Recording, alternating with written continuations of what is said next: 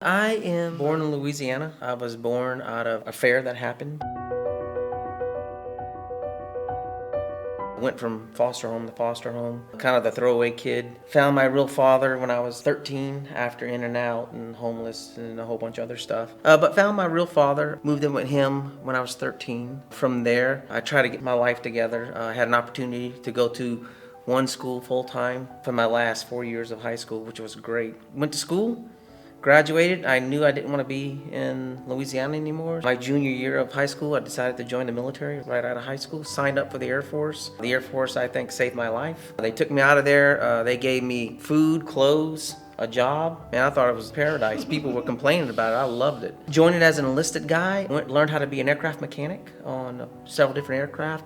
Learned how to build missiles and bombs. Also, the Air Force gave me an opportunity to go to college. Didn't think I would ever make it through childhood because I was very hungry at the time, and never thought I'd even have an opportunity to go to school, much less college. So after several years in the Air Force, one of my great mentors and supervisors challenged me and said, "Bill, you're doing so good in the Air Force. Why don't you become a leader? Why don't you become an officer?" And I said, "Well, that requires college." And he said, "Well, why is that stopping you?" I said, "Because I don't think I'm smart enough." He said, "I do." I said, "Okay, let me try." And then became an officer, and then led several commands, deployed a dozen more times to many different locations, commanded several squadrons, commanded international squadrons, a couple NATO squadrons. You thought before that you were not smart enough to get to college, to get to all the degrees that you do. How can you overcome that? How can you stop, what's in your head? I thought I wasn't smart enough, but what I knew I was good enough at was I knew I had a strong back, and I knew I had a strong drive.